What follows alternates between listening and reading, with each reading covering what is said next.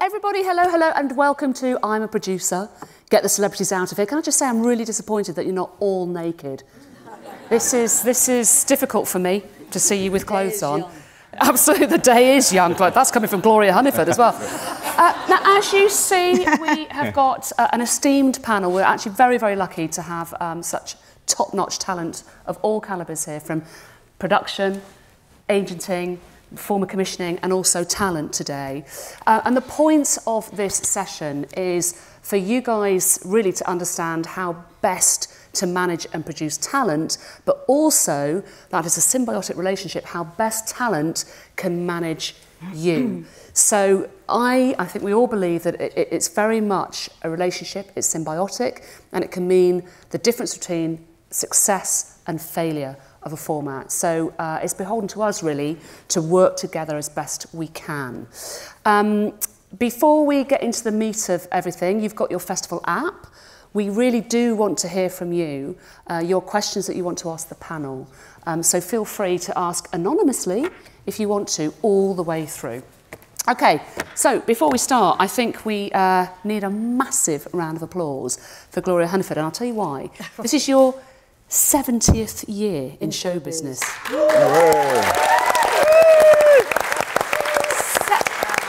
70th year. I was a singer originally, and I was singing in the pram. I want to point that out first. not 70 years in broadcasting, but getting there. Get it there. But between you and Annika, that's over 100 years. I know. I'm 40. 40 Are you 40 years? 40 years this September. I did my production training course at the BBC. Good God. Right, so we have a lot to learn.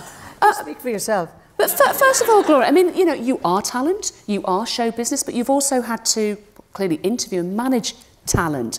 What memories have you got about any particularly difficult? Well, I presume that you're aiming towards the difficult people on air, and luckily enough, actually, over a very long career, there haven't been that many really difficult people to interview. I mean, I worked with Graham a lot on a programme called Sunday Sunday, and we could tell you, and probably will tell you, a few stories from there. But from the rest of my career, and sadly we couldn't get this clip, I wish we could. We're all on TV and we couldn't get the use of the clip, but there you go, that's a different story. But this one involves somebody like Freddie Starr. He's a very, very good example, because we're talking about Freddie at the wildest point of his career. I mean, he really was a loose cannon. And I want to say, before I tell you what he got up to, is that as a presenter, and most of my work has been live, and I prefer live actually to record it anyway. I like it, warts and all, but you have to learn very quickly. There's no point looking embarrassed or, you know, sheepish or, oh my God, I wish I wouldn't have done that. There's no point doing that. You have to learn to go with it and enjoy it as best you can. So with Freddie Starr, I could keep you here all day about the things he got up to. But the very first time I met him was in Northern Ireland. And he was, I mean, he really was wild at that point. And every time I asked a question, he broke wind and moved his chair. So he would go and move the chair forward and do something, and he would break wind again and move the chair forward. So in the end, I decided that I might as well, I didn't break wind, but I moved the chair forward. And so in the end, we were virtually sitting on each other's knees, you know. So that is just a small example of how you just have to go with it and make the most of it. And actually, it turned out to be quite funny, except for the fact that when he did get like as close as this, he just grabbed my face as such and kissed me smack on the lips, you know, which I have to say did take me rather by surprise. Didn't quite enjoy that. But then Graham was involved in this one. He'll remember this. With any chat show, you get used to the whole thing of, you know, the big intro, and you walk forward, and it's usually kissy poos and all of that. On this occasion, I walked forward, but Freddie didn't come through the door. And he ended up coming through the set. He literally broke through the set. And of course, that does make, although it's unpredictable, it does make good telly, because the audience go, and you know, it makes certainly for a difference for me. But then I could go to, I was telling the guys this morning, actually, I remember that in Birmingham, in Pebble Mill, when again it was at its height, very successful programme, had a few presenters over the years, but at this point, we did one live and then we recorded one in the evening, and thank God we were recording that particular one, because the guest was Raquel Welch, you know, who still looks magnificent, but then she was just fabulous. So she had a row with the producer to begin with, because they wanted to see her sachet on, and she said, now if you think that I'm going to answer that question and sit here with that crap lighting, you've got another thing coming. So again the audience went, So she said, I tell you what I'm going to do. She said, once your electricians have got me honeycomb lighting, which is literally just like honeycombs, you know, once they've got that, I'll come back on the set and do the interview. Otherwise, I'm not. So you've never seen so many electricians. Can I just say, Gloria did demand the same. You demanded the same. I'm not coming into this theatre unless now I've got I the diva lighting. So those are some very, very good examples of, yes, as a seasoned professional, how you're having to go with the flow, yes, roll with the punches, and deal with just very tricky it as stars. much as you can. Yes. But Annika, I mean, you know, very, very quickly, you've also been asked to do some quite peculiar things. Well, different, hearing those stories, the glamour of even being in a nice, warm, cosy television studio, because I'm always in a field somewhere, yeah, don't forget. So my experience is, there was the Condom Gate episode, which is worth recounting. A newspaper had come to do a location report about Treasure Hunt, about, you know, the technical difficulties, amazing feat to put this programme on. And the trouble is, our producer very much liked the Relais and Chateau hotel chain, so we always stayed in these gorgeous hotels. The helicopters would be parked on sweeping lawns with the headlights shining on our midnight croquet that we'd play. Anyway, the next day, a 3-page spread, Pleasure Hunt. And the very next day after that article came out, I was sent off to the chemist by the sound guy to buy some condoms because, because I was always getting doused or soaked or immersed in water in some form or other. I had to wear a condom around my microphone. So I went into Boots and said, "Hi there, could I," and back in the day you had to buy them over the counter, "Could I have 20 packets of Durex, please?" And the woman looked absolutely, literally, the colour drained from her face, because obviously she just read this 3-page spread.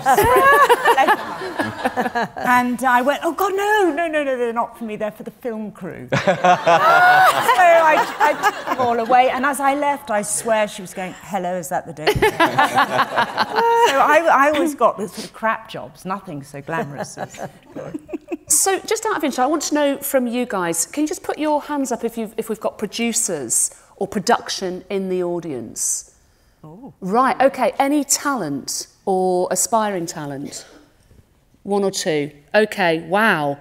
Overwhelmingly production. Interesting. OK, we are going to move on to booking and pitching talent. So for the producers out there, Hannah, how important is it to you that production come to you early in terms of attaching your talent to a pitch? How do you like to play? Well, it hugely depends on the level of the act.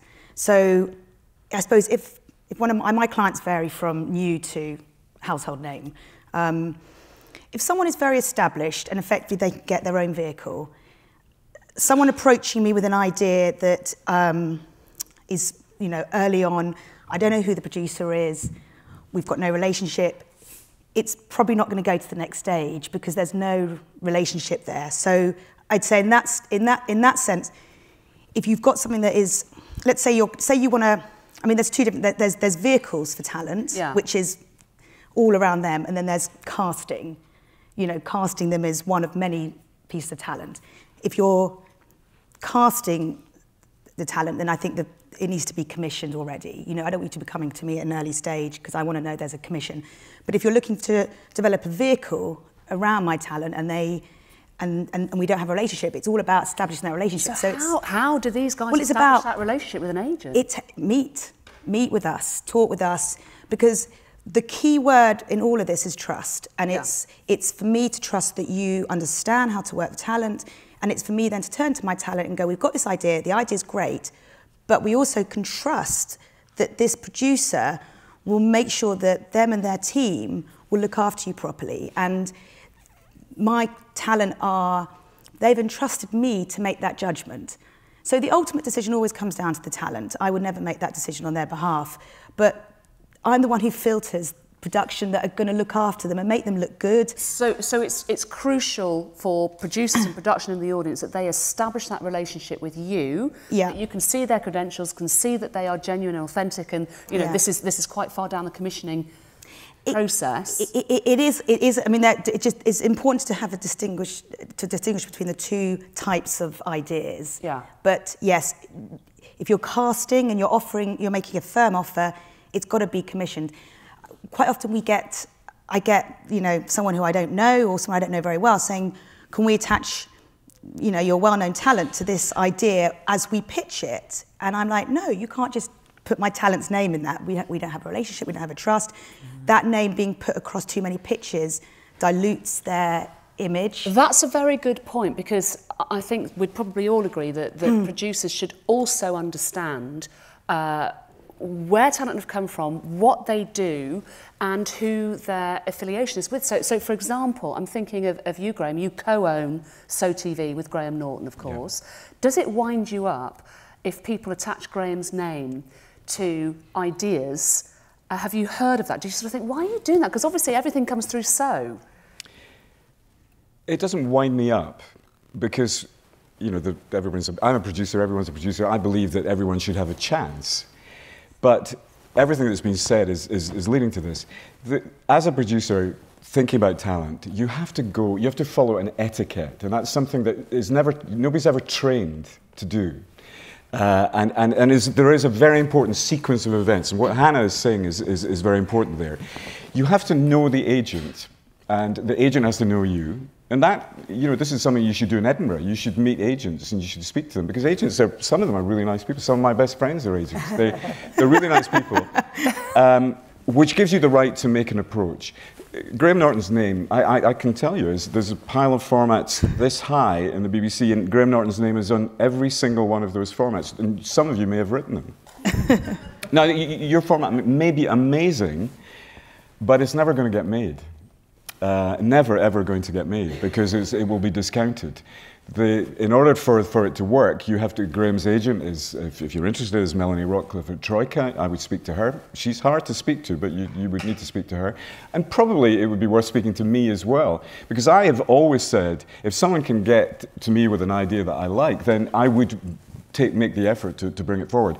But if you don't follow the etiquette, which is what we're talking here, and this is practical advice. Yeah. You will not, and you will spend your life coming to Edinburgh moaning about how your great idea was never taken, and probably, if it's a really good idea, you will moan because your idea has been made by somebody else, because it will be stolen, or someone will think the same way. So don't act on it, get to the right people, and then you stand a chance. Still probably won't be made, because most entertainment formats never are made. Can I just also add to that I've had talent attached to stuff without me knowing it, and I've had commissioners email me and go, just so you know, your talent was attached to that, and it makes me, then I'm slightly put off working with that producer down the line. Well, that's not going to happen. Yeah. But I then got a slightly negative image of that producer, because I think, well, you haven't gone through the right system. So I think it sounds a little bit school teachery, but I do think it's worth pointing out. Definitely. Because also everyone's very busy, so I think if you do follow that line of communication. I just want a show of hands actually from people. You are all here for a reason. You've paid an awful lot of money in most cases to be here. Have any of you made the effort throughout the festival week to actually meet up with some agents if you've got talent projects? Anybody? Yeah, good. Okay, all right. About a third of the audience. That's very, very interesting. I mean, again, I think that's such a good tip. Make the relationship. There's an etiquette. There is a process. Mark, we've not heard from you. As a former commissioner, what do you think? I'm now a producer, but I think absolutely agree with what you're saying, and that linear execution of it would be perfect. But in the real world, what you have is, and I've done it as a commissioner, and now when I'm pitching, commissioners will say, it's not a bad idea. We've had a few just like that. Who are you thinking of for it? Who do you think would do this show? Who would make a good celebrity in this show, a good piece of talent? And so in your enthusiasm, so I've asked those questions as a commissioner, and then as a producer, in your enthusiasm in this massively competitive market, to at least get a bit more traction and to get further along the line, you start talking about names, and somehow that ends up being said to an AP, and it ends up in a treatment, and so I 100% agree, but you're also, I know as a commissioner as well, that you've got 6 brilliant ideas, maybe if you're really lucky, actually 2 brilliant ideas if you're really lucky, and you don't know which one to go, and often, particularly multi-channel, when I was at Sky and Living TV, it was all about getting names, and so actually you lived and died by that cut-through. And so, look, I'd like to sit here and say now as a producer I always follow that model, and I try to, and I believe in it, but that it sometimes when you're hustling and you're trying to get that business, it isn't always Can how I it works. Can I point out, though, that I think that what's important is that at all levels of the production team, they understand about the process. So researchers and APs, and actually normally it's the researchers or the APs that make an incorrect assumption or they send an email that is wrong. Actually, I'd say people who run... I mean, you know, that sounds like I can blame them, or maybe I'm not training them properly, but I've done it. I have to be honest. I have said in a room, oh, you know, I think I can get Sue Perkins or lovely Anna to do something, and I haven't had that conversation yet. And because we all know each other and we're all talking, it's just about, you know, we don't it would be brilliant if we lived in that linear world, but it doesn't happen. I'm going to jump in here. This is really interesting. I've got a very, very strict rule, and I'd be very interested to hear from you girls as well. Annika, you didn't have an agent for a very long time, but my rule, I get very annoyed when people approach me directly about an idea. I did that. Unless you're a friend. I sent you a text. Unless you're a friend. Unless you're a friend. Unless I know you very, very well. It's really unprofessional. See, I disagree with you on that. Do you like it? What, from a stranger? Well, the thing is that I think what we're missing here is the fact that sometimes a really good idea can slip the net because of your so-called etiquette. And I think occasionally, you know, somebody will approach you direct. I mean, Paul Stead, who is here, today. I mean, we go back a long time, but I mean, Paul and I directly have developed ideas that we got away. And so that would have been... I think the development because thing... it was in the infancy of Paul's production thing, so he was sort of flying a kite, really. But we did that directly, and then we involved Joe, my agent. So I could see, because television has changed for the presenter, because I would have as many ideas as many of you would as producers. But sometimes I haven't got the time, or I haven't got the wherefore to actually get that idea through, and I find that a bit of frustration. So, contrary to you, I like it when people come with an idea that I like, and if I don't like it, then I don't pursue it any further. Can I just say that I think talent is very divided on that, and I would say that there's pretty much down the line. In my client list, I have those talent that will say, I'm going to go and meet so-and-so, I will report straight back afterwards, and I go, great. And then there's those that go, so-and-so approached me, I don't want to work with them ever again. Yeah. Gosh, you are treading a very fine line, production. But then, so it's safest to do the safe. Yeah. That's all good research. It's finding out who you like to work with and who you don't. But my point is that a producer that doesn't know should always err on caution. There's always exceptions. There's always going to be those talent that want to work So what would the advice be? Because you love it, and I absolutely respect that you say, I want to work at my ideas with somebody. I like that. Hannah, you're saying as an agent, you know, some of my clients do, some of my clients don't. And then, you know, you have all of those behind-the-scenes discussions about, I'll never work with that person again. For the people here, what should they be doing? Do you think that really they should be speaking to the agent first to say, would Gloria mind if I approached her directly? How should it be handled? I think it just depends on the circumstances, doesn't it? I mean, if you happen to know somebody, I mean, of course. You take Graham Norton. I mean, Graham Norton is such a niche product, really, and so enormous that I don't think anybody would really approach him directly. However, I've been in the business so long and I've been prepared to branch out, and I have done an enormous amount of different things in my career. So I think from my point of view, I have a zest and a passion for it. You know, my children will say to me, "Well, in the name of God, why are you still working so hard?" I want to do it, and therefore I'm passionate about it, and I'm very open to new ideas, either that are springing out of my head or somebody else's head. So I always think it's good to talk. Okay. Annika, how do you feel about it? Well, I would just, I mean, historically, if I've had an idea like the format for Challenge Annika, which is my format, I just went to see Michael Grade and talked it through with him, and he said, great. And that's how I'm used to working. But then you are a producer as well, aren't you? Yes. So you see, it's a sort of weird... but I would still do that. I mean, I have chats with Mark with ideas, and I would always just go to a production company with an idea. It wouldn't occur to me to if somebody here wanted to attach your name, how would you prefer to hear about? Would you prefer your agent to tell you about it, or would you prefer that somebody just called you directly? Well, nowadays, because I have this new exciting shiny agent scenario going on, but historically, for a long time, there were many years. Well, in fact, I was out of the world of TV for so long, as you know, that Madame Tussauds even melted down my wax. So I'm sort of swimming back. But during those years, I found a solution, which was this amazing person who was just good at banter, she was on it, she knew the business, she was a producer herself.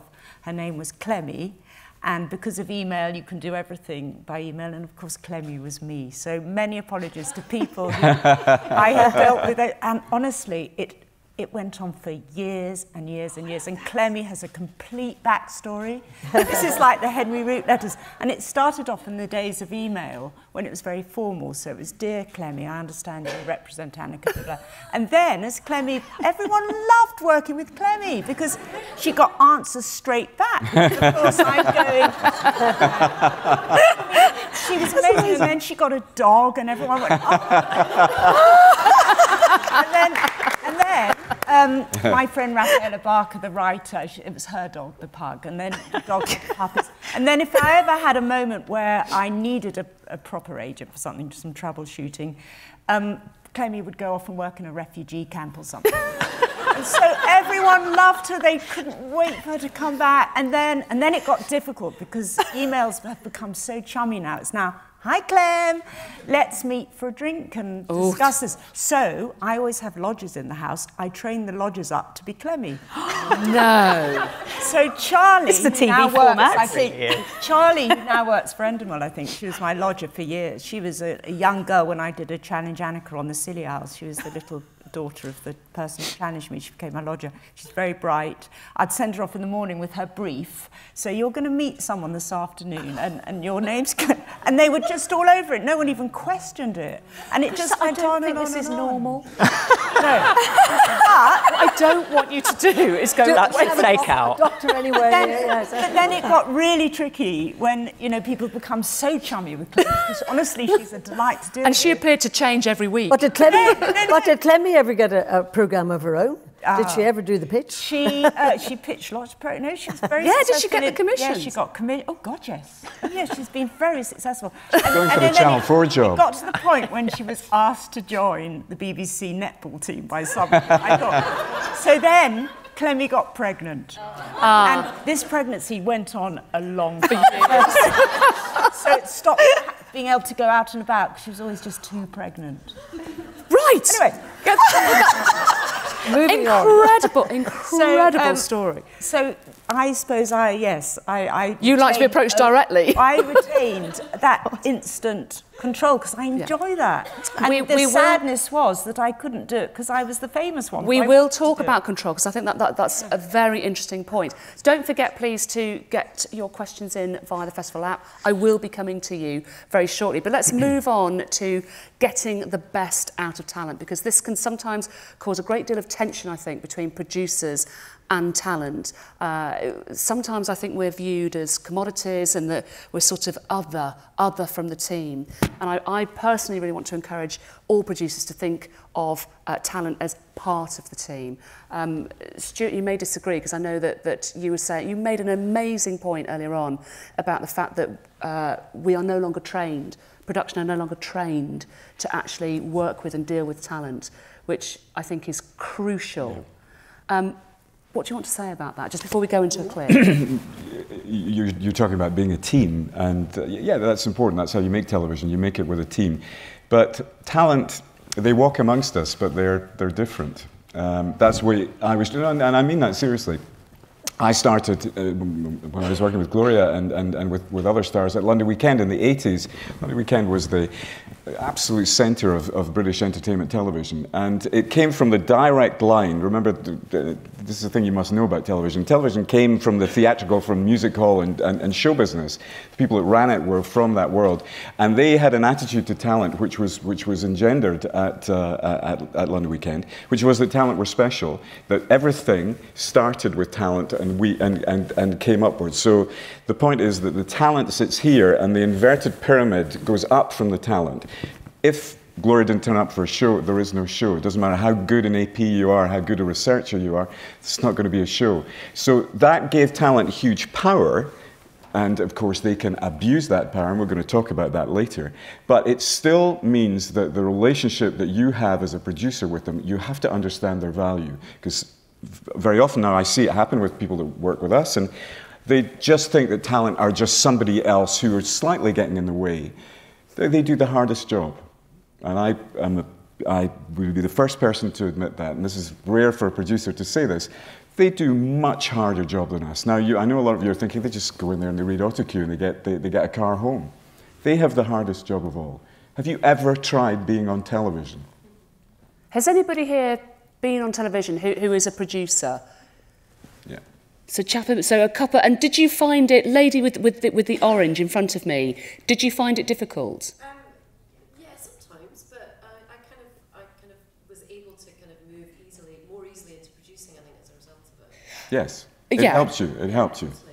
Now, this is interesting because, Stuart, you declared earlier on that, in fact, you had been on television yourself. So you speak, you know, this is truth from the horse's mouth. You know, absolutely. I know. When I was very young, I was a sports reporter in Scotland, and I was a very, very, very bad one. No, I mean, probably nobody here old enough to see it, but it was an incredible experience. I did it for 2 years, and it was live television, which, you know, I then went to work with people like Gloria, where you've got open talk back in your ear, the autocue isn't prepared, you're having to do live television. The single most frightening experience of my life. Nothing, I swear, that nothing has ever scared me since then. It was an absolute nightmare. And people walk up to you in the street and say things to you. That's the other side of it. And I think talent do an incredible job, and the ones who are best at it deserve... I allow them that room for them to not misbehave, but to be special. I'm not going to say difficult, I'm going to say special, because anyone who's talent, anyone who's on television is special. Have that attitude in your head when you're producing, and it would help you. Now, I'll just finish by saying some talent are awful. That's all I'm saying. So, with that in mind, we have a very interesting clip that I want you to watch carefully, actually, and mindfully, if you like. This is a show that, Mark, you commissioned with Boy George. Before we say anything else, let's just have a look at it.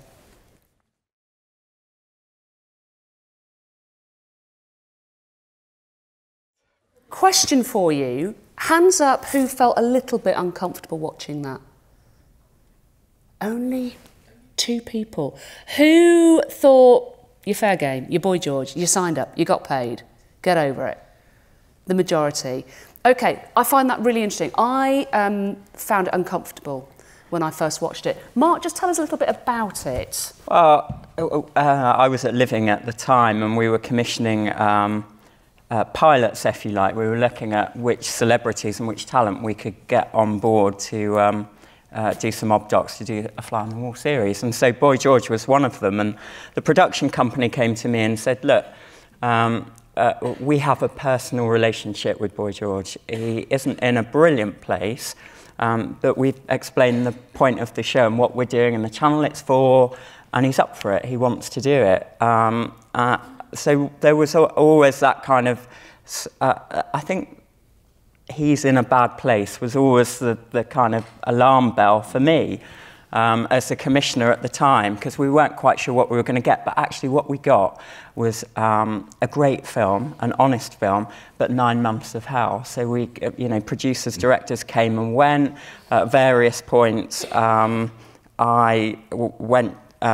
met with Boy George to have a conversation about whether we should, in fact, we did meet and we just had a conversation about whether we should just stop at that point. He wanted to continue, didn't he? He wanted to continue, and what I think is important to say is that bit of the film isn't, you know, a piece of some rushes that I found, and we kept that in the film, and that was our decision to do that. So we wanted to make a very honest film. And look, if I'm being honest, he only did it for the money. At the time, he wanted the cash. Now, we talked long and hard about this, actually, just before this session.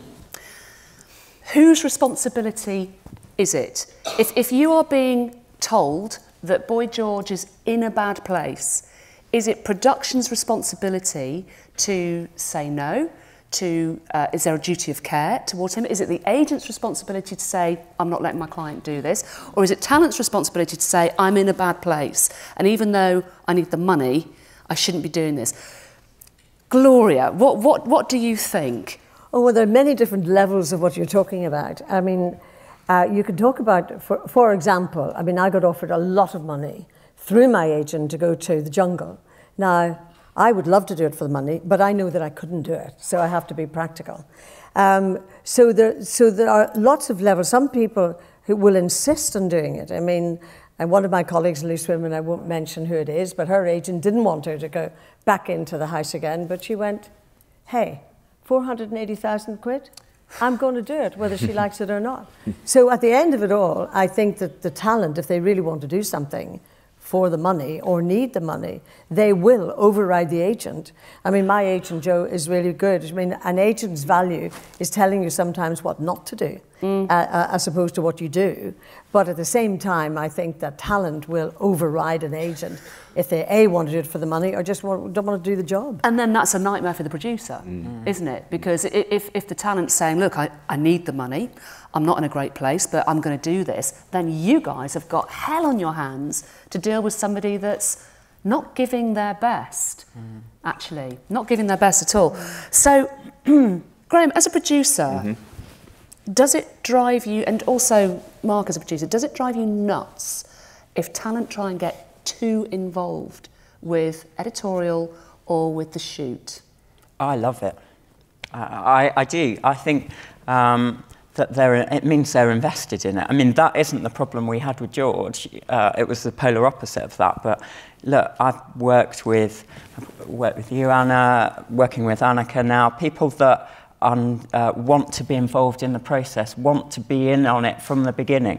The worst thing for me is someone that just rocks up, that is, gun for hire. Just tell me where to stand, tell me what to do. You're not going to get anything out of them, and the audience know that and recognise that very quickly. That is interesting. Again, I'd like to see a show of hands to the producers in the room. Do you prefer your talent to have an understanding of the production process, or would you rather they just fucking turn up and do what you say? So hands up if you would prefer that they're invested. Oh, wow. OK, anybody here that's a bit like, oh, please shut up and just do what I tell you? That's incredibly encouraging to see, actually, I have to say. Can I just make a point on that, though? Because this is important. It's a skill set thing. The television is a business, and there are a set of skills required in it. And sometimes people at different levels think that they have someone else's skill. Yeah. And I think it's a producer's responsibility to make sure that that doesn't get in the way. So what do you mean? Yeah. Well, what I mean is that there are people, and that's not just presenters, that's people at different levels who think, well, let me just imagine a hypothetical. Comes back to Hannah's point about trust, though, doesn't it, really? If they trust you, and they trust you to know what you're doing, I often find, not always, but I often find then your talent, your celebrities, much more eases into it more. They let you get on with it. It's when there's anxiety created, that's when they can become. I think that's completely right. Yeah. No, I'm thinking of an example. This is a practical thing.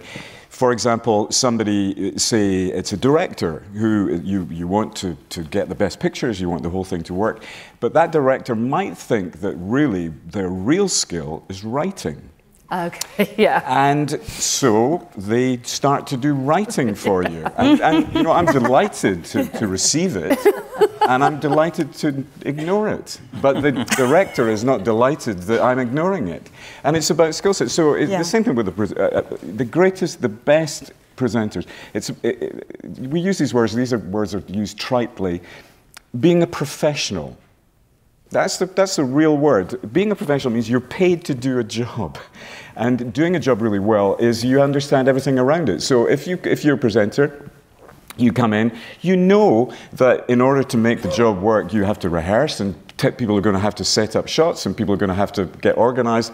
If you understand all that, then you behave professionally. It's such a, sorry if I've made you say, it's such a two-way thing, though. I mean, I'm listening to everything you're saying, but from a presenter's point of view, I mean, I'll take Sunday. I mean, a lot of you are far too young to remember Sunday, but I mean, Graham was my researcher, my AP, my producer, my editor. But I knew from day one when he came to Scotland as a presenter that he would really make it. Because, you have to have the goods that are produced in order for a presenter to do a good job, presenting it. And so therefore, in this instance, and I still don't know to this day, because I was like new from Northern Ireland and a bit naive about it, but I mean, you and your team got the biggest Hollywood names that I could mention, you know, like real Hollywood stars, Charlton Heston, Audrey Hepburn, Jimmy Stewart, I mean, everybody you can think of. And I still don't know how you did it. So the goods were there for me.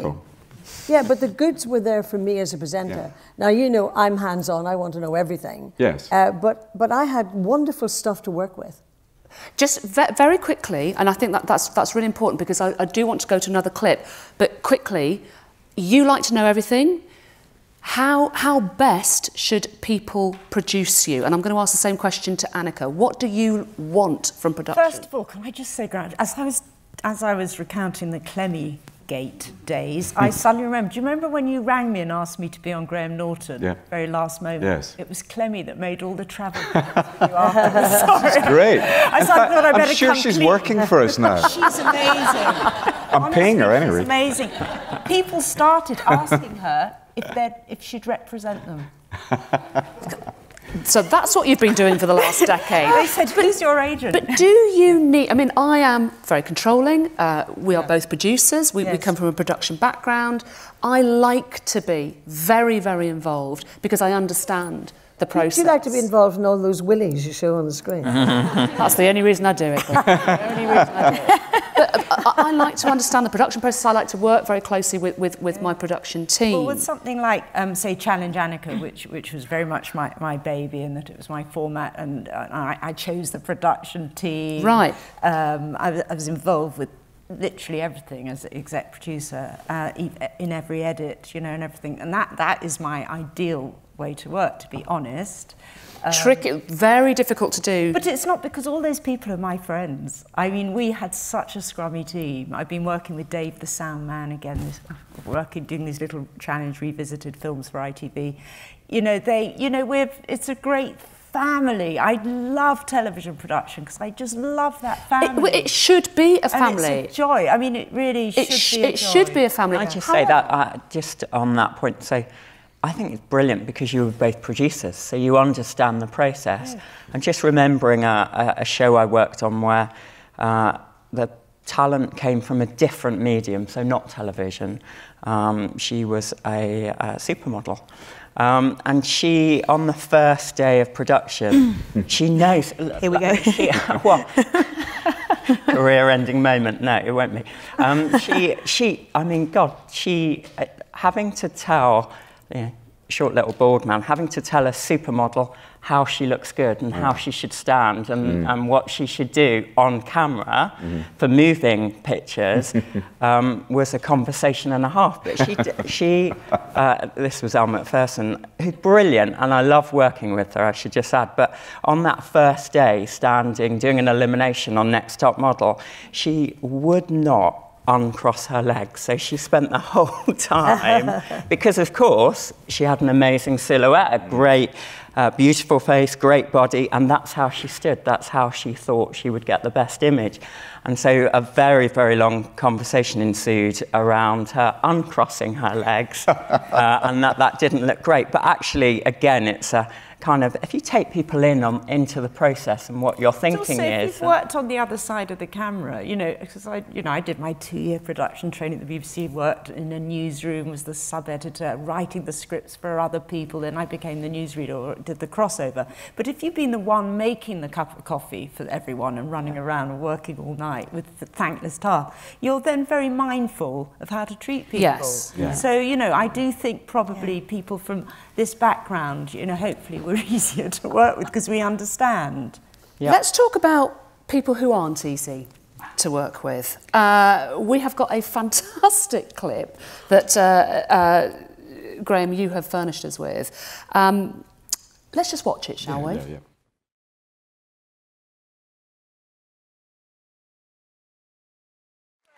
Yeah. So I mean, extraordinary. Graham, what happened next? Well, you should know, can I just give a little bit of context to it? So we're making the second season we made with Joan Rivers. So this is the greatest honor. Joan Rivers, I have to say, was the most incredible comedic performer of a generation. She was incredible. She made history in America. She was the most astonishing human being. And she was the purest form of celebrity and talent that there is. In other words, she'd had every Hollywood rule. She followed all the Hollywood rules. And rule number one in Hollywood is you've got to fire everybody. That's the first rule. You come into a team. She came into our team, and I had built a team together of really good people. And she said, I don't like him. I don't like her. And I thought, well, that's just making a comment.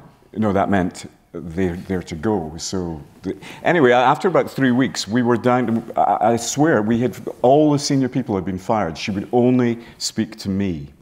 And she fired people on the set. I was getting on really well with her, I have to say. And quite a few people I was delighted to fire. But anyway, Brigitte Nielsen, they had history, so we were doing this show that Brigitte Nielsen has her toy boy in the studio with her. It did all the things that happen in talk shows that you don't want to happen. You had somebody who is actually prepared to carry out a fight on a talk show, because mostly in talk shows people pretend to like each other. People hate each other's guts, and they Why do you look at me? I'm acting. But you know, people do that thing. They pretend. But Joan Rivers does not pretend. But how did you bring that back? As a producer, that is a nightmare unfolding in front of you. What happened after that? Did you manage to resolve it? Yes. Well, so there, if you saw, that was end of part one. And remember, there's nobody else in the production who is in a position to do anything here other than me. So all the years of experience, I had to go into a woman's dressing room who had just been called a cunt on television. Excuse my language, but she didn't excuse it. It was bleeped there, bizarrely. It went out in its correct form. And tell her that it would be really nice if she'd come back for part two. Because what could possibly go wrong? And you know, I did. I convinced her. She came back. I mean, seriously, Kofi Annan, I could solve the Middle East problem. She came back, and then Joan was even more horrible, and she walked out again. This time, I wasn't going back. Wow. Hannah, if your talent behaved in the Joan Rivers way, what would you do? Well, I've been doing this 20 years, and I've never had talent misbehave. I've had talent. I look after edgy comedians, not all of them, but some of them do, and often they say pretty extreme things, but I've had no one who's behaved badly. And you can't, I'm sure it will happen at some point, but I do sort of think that it's part of my job, actually, to basically make them aware of their position and to make them realise that they are fortunate. They are brilliant, they should be respected, but they need to also respect the people around them. And also, if they've got a problem, they come to me, and then I can much more diplomatically handle it so that we don't break up relationships. So I don't think, I mean, you might feel differently, but I don't think I've ever had anyone who's behaved badly. I've had a lot of news stories which have been pretty horrific, you know, but we've handled it appropriately.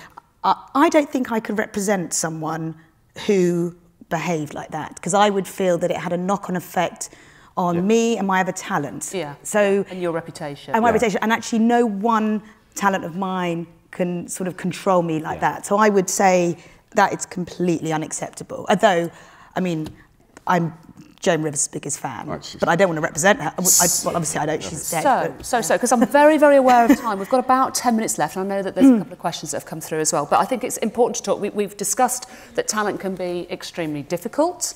I think that we should also move on to the production responsibility towards talent, because as talent, I think that we would all agree that we make ourselves incredibly vulnerable, and we put ourselves and our reputations, sometimes our lives, in your hands.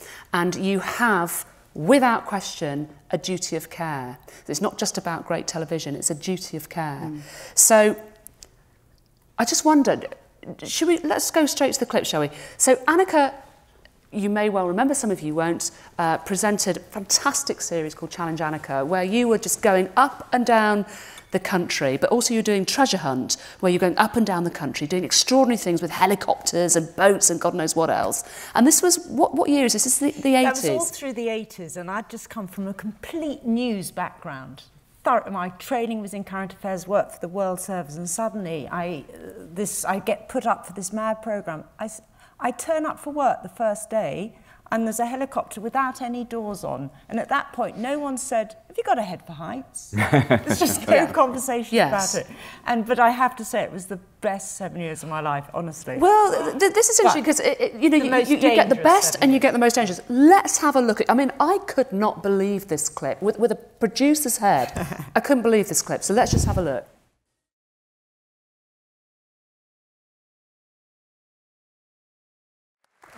So, just so, because we were sort of touching on this earlier on, how long does it take before you die? I think you die in the North Sea after about 10 seconds, don't you? That's why I was swimming a lot to keep myself warm.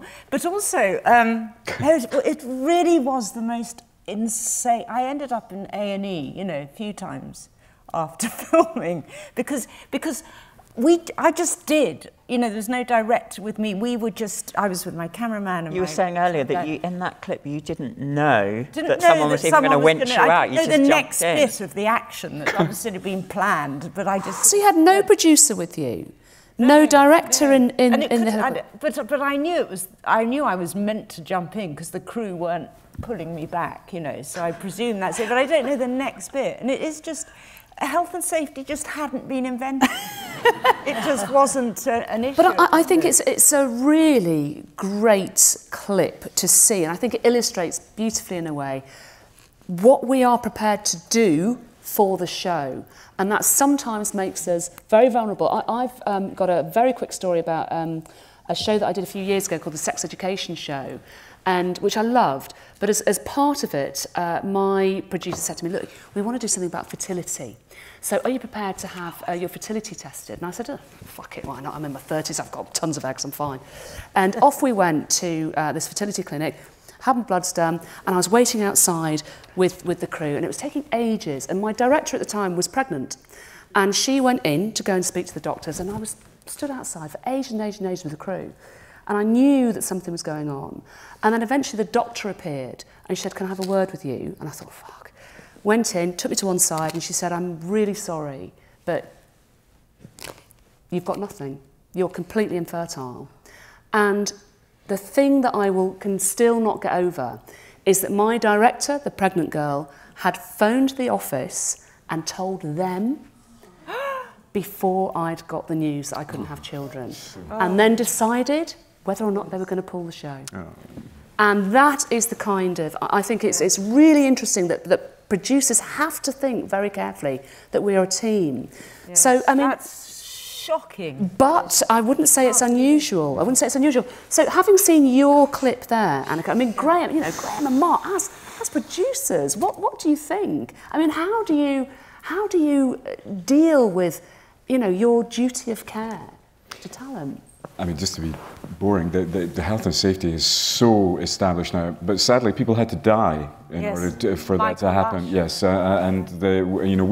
we, if you work for the BBC, I'm sure people here have gone through all the modules. You have to go through the modules of health and safety training, very practically, because there is a really important thing, which is, this is important advice for producers, a thing that was drilled into me. If you are the producer, particularly if you're the executive producer of a show, you are personally responsible for anything that happens there, and you are criminally responsible for what happened. In other words, if someone dies on your watch, you go to court and you go to jail.